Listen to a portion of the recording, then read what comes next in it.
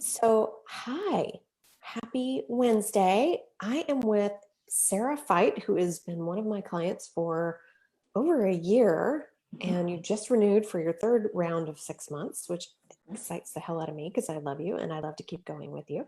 mhm. Um, and today we're going to talk about her experience working together, what she's been working on, where she was before, all of the obstacles that we've overcome together, and where she is now, and what it's like working in a group and working with me. And so, Sarah, I just want to give you a chance to introduce yourself, tell everybody about you. Y'all Yeah. say hi when you get here, and feel free to comment and ask questions. All right, Sarah. Hi, Mhm. welcome. I'm so glad you're here. Please Hi, introduce. thanks. My name is Sarah Fite. I own Sunshine Accounting Services. I own Sunshine Tarot, which I am just starting to get off the ground, and I also own and manage two rental properties in upstate New York. Um, Things are 100% different now than they were when I started talking to Melanie over a year ago. So when I contacted Melanie, I was kind of dealing with two areas in my life. One was my job.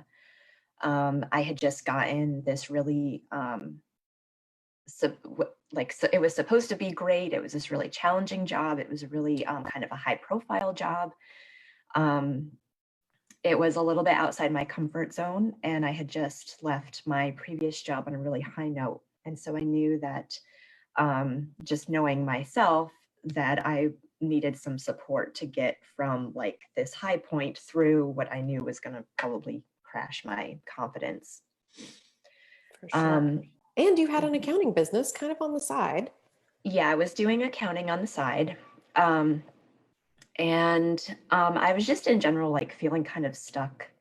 I didn't really know what I wanted, I didn't know how to get it. Um, I was trying to make changes in my life, but not really getting a whole lot of traction. Not really a lot was happening. Yeah. Yeah. So, where do you feel like you are now? Because that's a really uncomfortable place to be, feeling like I don't know what to do next. I might fuck up this new amazing job. Mhm. Maybe I want to have my business, maybe I don't. Like what was that?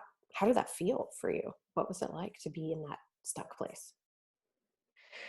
Well, it's really frustrating, um, and it's also kind of isolating. So, on top of telling myself I'm going to fail at this, or I'm afraid I'm going to fail at this, I was also judging myself Yeah. for failing at something that I hadn't even quite failed at yet. Right. Right. Right. It's so frustrating when our brain is doing that because it's like, how do I make it stop? This sucks. Right, right, Why? I haven't even like had a chance to like take a run at this yet, and my brain's already like quack, quack, quack, quack, being an right, asshole. right. Yeah. So talk to us a little bit about where you are now and what shifted for you. Um, so when we started working together, I started to get to a place where um, I could figure out what was right for me and what it was that I actually wanted. Um, I had a lot of stories and a lot of reasons why I couldn't like leave this job that was really amazing and a good opportunity and all of that. Yeah. Um, but I ultimately knew, like, eventually I realized and figured out and was able to trust that that was not the right thing for me. And so when I went um, from from when I left that job, um, I did it. It wasn't stressful. It wasn't sad. It was. I was confident. I knew that I was doing the right thing, and there was very little drama internally about leaving behind this like amazing opportunity and working for myself instead. Yeah. Yeah. Why do you think that was? Why was there no drama? What changed? Um, I think like I had all of these reasons, all of these things that I was telling myself about why I had to be in this other job. And um, you and I kind of looked at um, all of those things, all of those stories I was telling myself, and started to help me figure out, okay, well, which one is actually true? Which one of these things is actually true that you, and it turns out that most of them were not true. So I'm having this whole list of reasons, broken down, and in its place there's this like kind of freedom, because once you break down all these reasons why you can't do something, you bring in this trust, which is something else that you helps me build, this trust that I know what's best for me. Yeah. um, and then that opens up so many more possibilities. So good. Yeah. So tell us about what you're doing now. So you've quit the job. What are you doing now? So I quit my job. um, I was in that job for about 7 or 8 months, and I decided to leave. So I'm doing my own accounting business now. I'm a CPA, and I've been building this accounting business that I had always kind of done like on the side, um, not really putting a whole lot of effort into it. Sometimes it was a source of stress for me because I would take on clients and then have a hard time balancing the workload. I don't really have any of those issues anymore. So one of the things um, that we worked on a lot was talking about how, something takes up as much time as you give it, and you have the option to give it as much time as you want. Mhm. um, Something that you told me that I quote to myself, like I hear you in my head all the time going, you get to run this bitch. I say that to myself all the time because I'll just be sitting there and I'll kind of be thinking like, oh, I don't know if I can handle this job. I don't know if I can, you know I don't know if I can have what I want. And then I hear Melanie, you get to run this bitch. And I'm like, I can have what I want. There's no reason why I can't have what I want. Now Yeah. let's take little steps forward to figure out how to get there. So Yeah. that's a complete 180 from where I was a year ago. Yeah, absolutely. Yeah. And I think something also to mention here is like you have two little ones Mhm. and they kind of have full reign over the house. And like every now and then you'll come to me and be like, these kids, and we'll work Yeah. on the way that you think about them and the way that you think about discipline and boundaries and Yeah. creating your own sacred space to work on your business.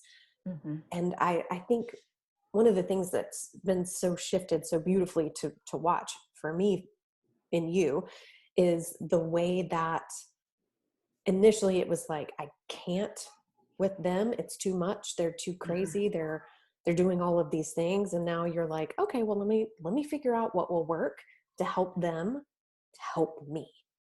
Right. Talk a little bit Right. about that. One of the major things that I was having a problem with was asking for what I needed.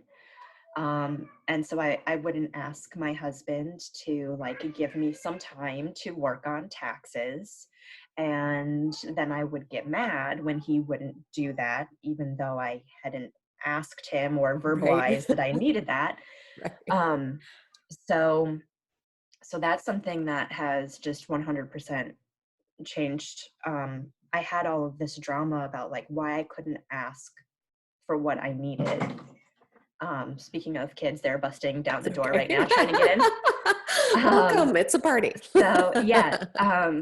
So the other thing that's totally shifted for me is um, I'm way more tolerant of the interruptions. Like I do have the door locked now because I was trying to preserve this safe space, but especially now with the with COVID, the pandemic, like the kids are in the house. They're in the house all the fucking time. And so Mhm.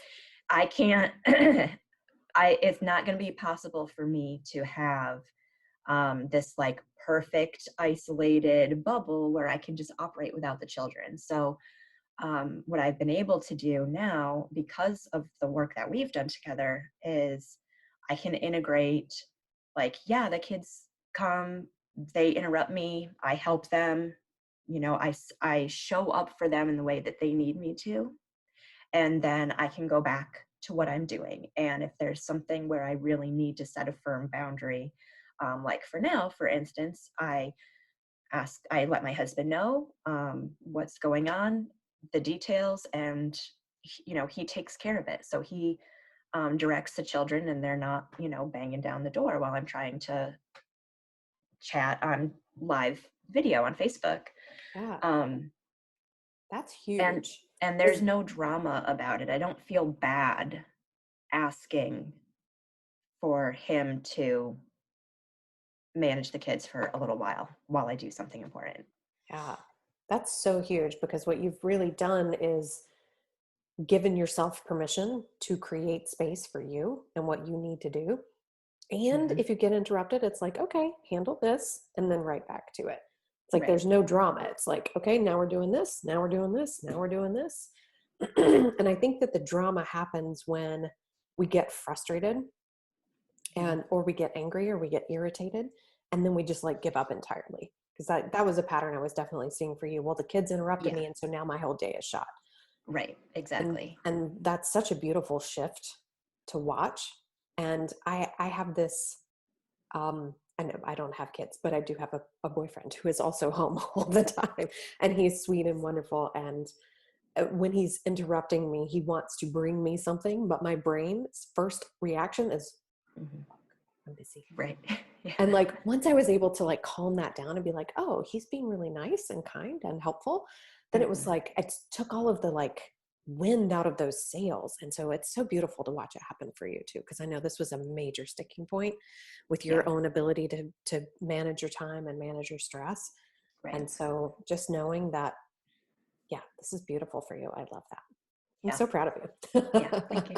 you. So talk a little bit about we just did, I wrapped up at the end of April. I did a free 6-month group with all of my one-on-one clients, totally optional. If you wanted to come and get coaching, come get extra coaching. And most, I would say 50% of people were there most of the time. And Sarah, you were there most of the time.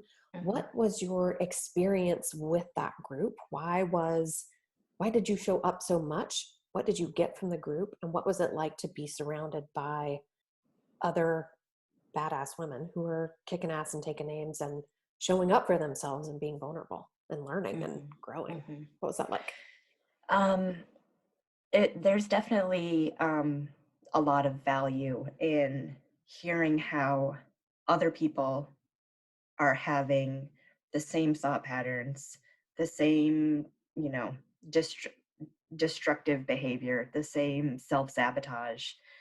Um, and then hearing you coach them, it's like you get extra coaching. Like you get one-on-one coaching during these group sessions, and that coaching is for the benefit of the entire group. And as much as other people get out of listening to you get coached, you get that out of listening to them get coached.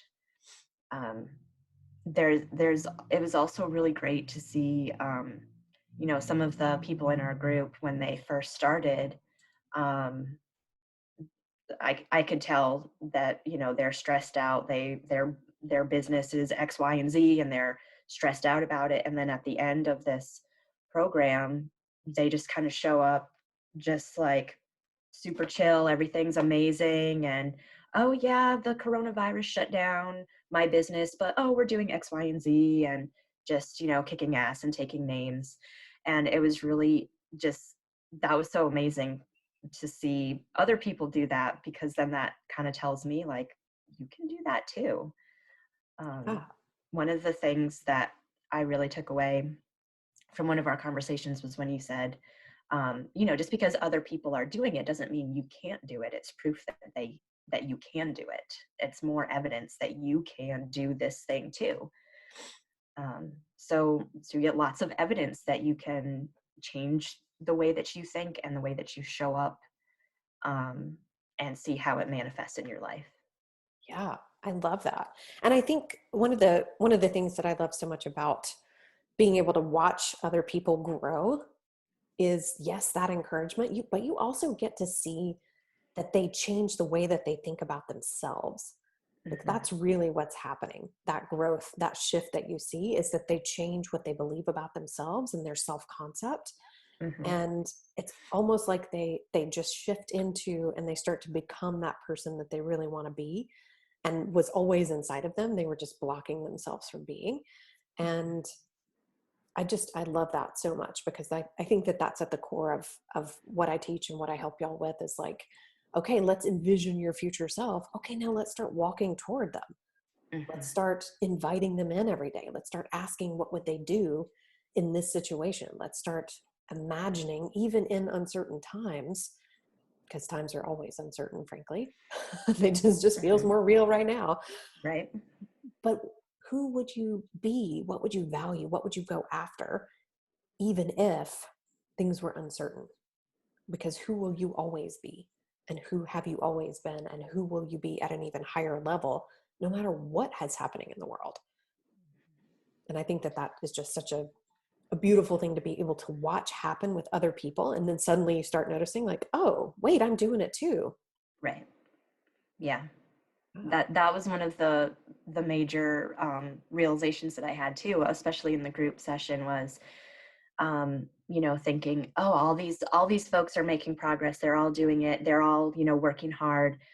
And then realizing, oh yeah, I'm doing that too. I'm literally doing it right now. That thing is happening to me. And then once you kind of realize that, you're like, oh yeah, I'm doing it now, and I'm doing it now, and I'm doing it over here, and I'm doing this, and I'm doing that. Hmm. It spreads out into every area of your life. Yeah. And I think it's such a powerful thing because what shifted for you and what happened for me too, like I'm in my coach's mastermind for almost a year and a half. And it's kind of similar to this program, but my brain immediately goes to compare and despair. Like I'll see other people being successful and I'm like, oh, hmm, I must be doing this wrong. I'm fucking this up. But when we do that shift in our brain to say, oh, wait a minute, if they're having success, I can be having success too. It changes the way that you approach the whole group. And I think most people's default reaction is to see other people being successful and think that that's not possible for us, instead of seeing it as, wait, that's just evidence that if they can do it, I can figure this out too. And when you do that and step into that, that changes everything. Yeah, exactly. Yeah. Exactly. I'm so glad that happened for you because I know that that was a default pattern for you too. Hmm. Yeah. Yep, definitely all about the compare and despair. That just, it wears you down, and it just erases all of your possibilities. I mean, once you say to yourself, I can't do that, then you're right, you can't do that. Yeah. Well, and You I have to. think that it robs you of the successes that you have had. Mhm. It's like our brain immediately discounts everything that we've done and says, well, but I don't have it like that person over there. Right. Right. And what I'm discovering is that self doubt never serves us. And it's never anything useful to think about ourselves. And once I like really got that in my bones, I was like, oh, every time I hear my brain say, well, you can't, well, I don't know, well, maybe it's not possible for you. Well, what if it goes off the rails? And it's like, hold on a minute, this is not even useful. This is self doubt. This is that voice. Hmm. What do I want to think instead? Because that just is not going to help me get where I want to go ever. Right. Yeah. You don't realize um, how difficult it is to move forward with those kinds of thoughts in your head about yourself, and then you're stuck, and you can't do anything. You can't change your situation. You have to start there with those things, those thoughts that you have about yourself and your situation and start to break them down and figure out what's true and what's not. And most of the time, for me anyways, it was not true. All these thoughts that I had about my family, my kids, my job, none of it was really true. Yeah. And now you're blowing up your accounting business and kicking ass and taking names and managing your own time and stress and just showing up like next level Sarah. It's fucking awesome. Yep. I We love it. are, we're in the middle of, remote learning for my kindergartner. We just moved, bought this rental property. So I'm managing that, getting my accounting business going full time, and then also expanding into kind of my metaphysical interests and um, seeing what happens there and where that takes us. Yeah. All in the middle of a pandemic. Hmm. It's a beautiful Yeah. thing to watch. Yeah. I feel like you are such a testament to this work, because if you can do it in the middle of all of your self-doubt, in the middle of all of the ways that you used to give up on yourself, in the middle of a move in a pandemic and quitting a job and running a business and starting another side and having two Hmm. children and homeschooling them, like anybody Right. can do. Like if you can do it in all of that, anybody can do this. Right. And Wow. without drama about how good of a job I'm doing, whether or not I'm doing things perfectly, whether or not things are 100% getting done. Um, things do get done. They get done as I have the energy to do them, and there's no drama about it. Yeah. And I get to pick and choose like how I prioritize my day that day. So I don't beat myself up if something doesn't go wrong. If I had 4 things on my to-do list, I only did 2, then it's fine. Yeah. And That's and such a shift from who you used to be. right, yeah. You were like, I have huge, Yeah, high expectations and I'm never meeting them, and fuck it all. yeah, Right. basically, yeah. I was that person about 5 years ago. I feel you. Yeah, yeah. Oh, this is so beautiful to watch. What would you tell people who are thinking about joining 90 Days to Done? We get started May 20th. What do you think? Um, Tell them. so I think that first of all, I I know probably some people have some goals about their business or something that they're trying to create, but also your goal can be something more internal about like how you're operating, and if there's an area in your life that you need work on. It's not just something that you have to produce at the end. Yeah. um, and that was one of the things that I loved so much about working on you one-on-one, is that I can talk to you about my business, I can talk to you about my kids, I can talk to you about my marriage, and it works for all of those different scenarios. The same kind of process works for all of those things. I think that it would be really difficult to join 90 Days to Done and not get something done. Yeah. You'll make progress. Um, there's not really there's not any doubt in my mind that you will get where you need to be if you did this program.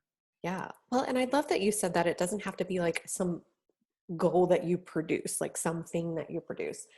Like that's great. And this is totally for those people, but it's also for people who are like, I just want work-life balance, because Right. that really happens in your brain. It's like, Hmm. I just want to feel less stressed at the end of the week.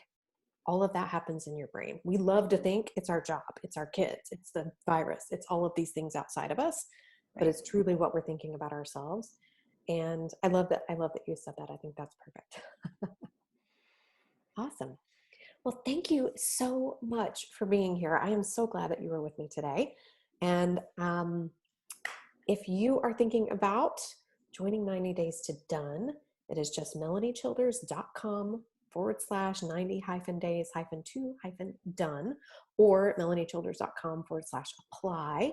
You need to get in there. We're going to have a group of badass, kick ass women who are just showing up for themselves, loving each other, supporting each other through the process, and kicking ass and taking names. Thank you for being here, Sarah. Thank you. I will see y'all soon. Mwah. Talk to you later. Bye.